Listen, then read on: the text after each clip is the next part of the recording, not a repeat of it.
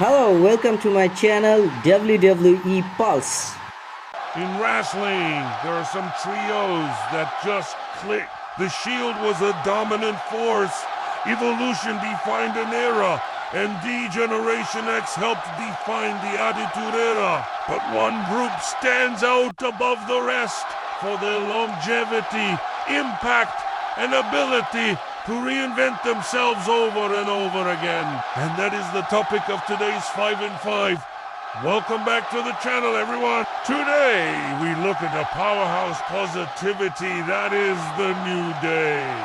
We'll be looking at Kofi Kingston, Big E, and Xavier Woods and how they became the most electrifying act in WWE.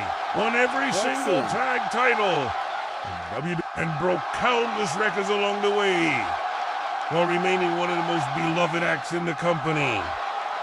So let's get started. Now, when it comes to talking about the best trios in WWE history, there are a lot of different names that come to mind. There's Edge, Christian, and Tess. There's the Hart Foundation. There's Evolution. There's even three-man band. I think we can all agree the trio of Kofi Kingston, Big E, and Xavier Woods stand out among the rest for their unbelievable popularity with the fans. Their ability to reinvent themselves time and time again throughout their careers, and the fact that they also managed to win every single tag title in WWE at least once together makes them stand out from the rest. This trio has been through so much together. They've dealt with injuries, they've dealt with feuds both with each other and with outside forces. They've had numerous runs with multiple titles. But no matter what happens, they always find a way to pick each other up and lift each other up. It is so fitting that the three of them would eventually come together and form the most electrifying act in WWE today, known simply as the New Day. To really understand this group, though, we first need to take a look at each member individually and how they came into the group. Let's start with Kofi Kingston.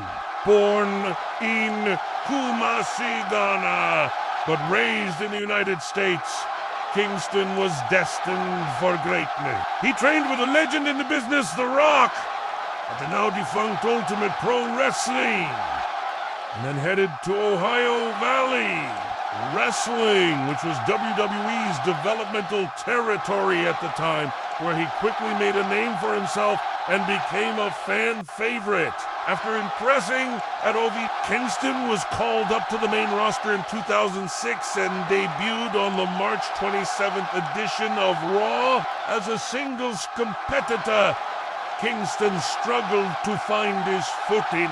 Sure, he had some moments of brilliance and would go on to capture the US and Intercontinental Championships.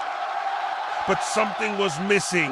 It was until he turned face and teamed up with Evan Bourne that things really started clicking for Kingston. Unfortunately, though, Bourne's career was derailed due to injuries, and Kingston found himself back in singles competition.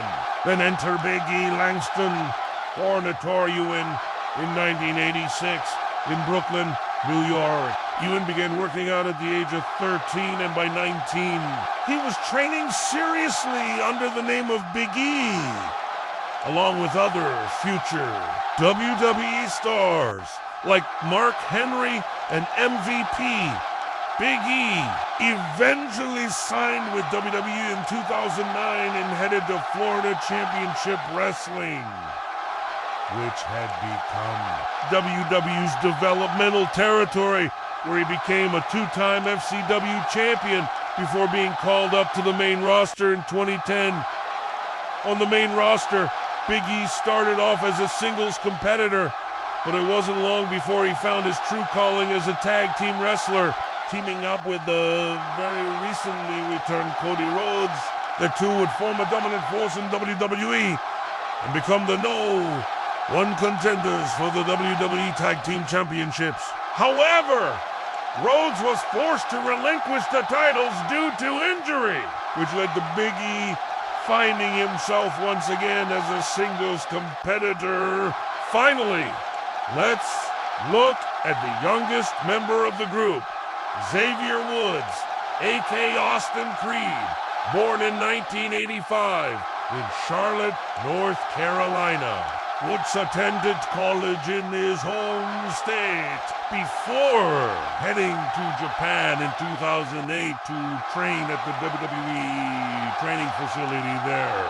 In 2010, Woods headed to FCW and became the first ever Triple Crown winner in FCW history, capturing the FCW Florida Heavyweight Championship, the FCW Tag Team Championships, and the FCW Divas Championship. After his success in FCW, Woods was called up to the main roster in 2010 and debuted on much like the other two members of the New Day. Woods started off as a singles competitor, but would later find his groove as a tag team wrestler. All three of these men were extremely talented and had already accomplished quite a bit in WWE before they ever teamed up. But none of them had reached their full potential yet. Kofi was still searching for that one thing that was missing from his career. Big E was still looking for his breakthrough moment. And Xavier Woods was still trying to find his place in the company. It all came together on July 22nd, 2014 during a six-pack challenge for the WWE Tag Team Championships. The match was chaotic, but in the end, the Usos were able to retain their titles. After the match, however, the Usos decided to walk off, leaving their titles in the ring. Suddenly, the lights went out. When they came back on, there stood Kofi Kingston, Big E, and Xavier Woods. Kingston and Big E attacked the Usos with help from Woods, and the three of them stood tall as the new WWE Tag Team Champions. This moment marked the beginning of the New Day, and it would go down as one of the most iconic moments in WWE history.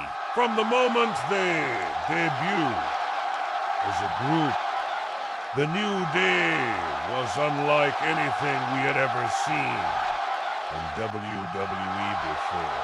They were a trio of good friends who loved each other and supported each other no matter what. Their positivity and happiness was contagious, and fans couldn't help but root for them.